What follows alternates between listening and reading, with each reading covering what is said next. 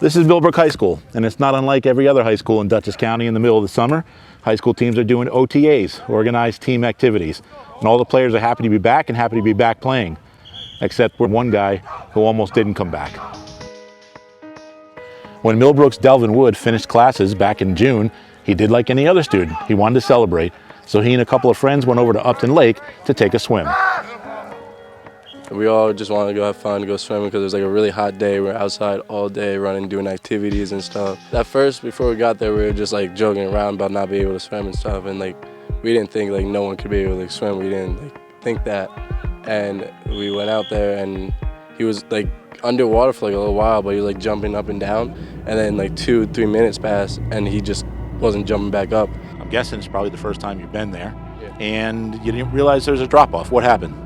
I was walking out, it was about like 5 feet, nothing crazy, and then just dropped off a lot more than I thought it would. And then I tried to get myself up and then passed out at some point. What is going through your head? Because at this point, it's, you know, it's a lake, so it's not a pool. It's not exactly like you could see him either. It was scary because I thought we weren't going to be able to even find him. Like, because like if you've ever been to that lake, you know, like once you go underwater, it's just dark under there, and you're lucky.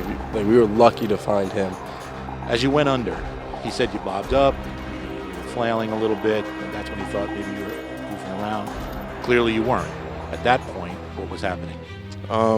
There's a bunch of thoughts were running through my mind, scared, didn't know what was going to happen if anybody jumped in, and then just kept jumping up, got to yell help as much as I can. And I jumped into the water to try to get him and stuff, and like I had him in my hands and I dropped him, and then I was yelling for my friend Kevin Sheen, who also was there, to come into the water, and he dove right in and said that he saw Del floating to the bottom of the lake, and he picked him up, and then I met halfway with him, and we both brought him up to the surface, and then brought him to land, and I eventually started giving him CPR and stuff, and he spit up water, and he woke up and was just out of it. Do you remember anything from that point, from being pulled out of the water to the point where you got to Vassar, and then you had to be airlifted to Westchester? Once I woke up after they gave me the CPR, and then they called my parents, called the cops, and then we went down back to the parking lot, and then the ambulance came like 10 minutes later.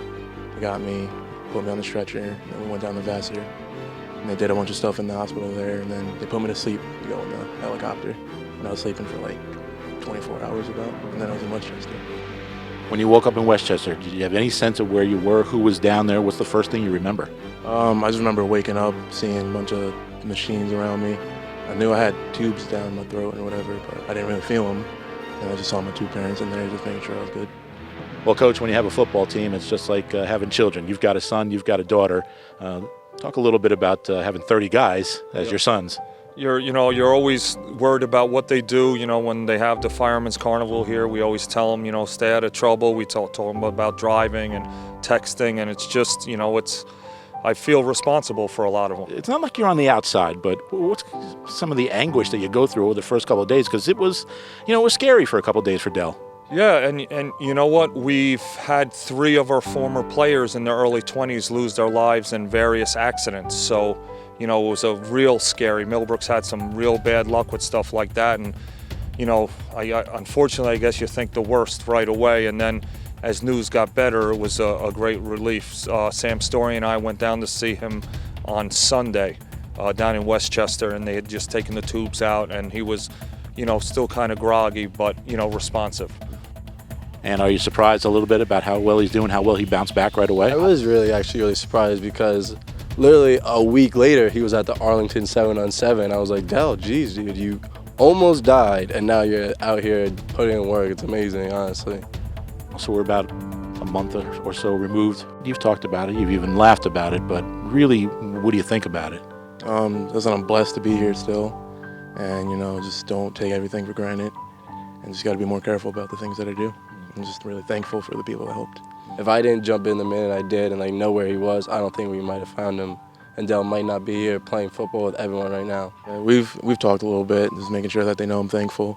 My parents wanted to do something for them, but they all know that I appreciate it.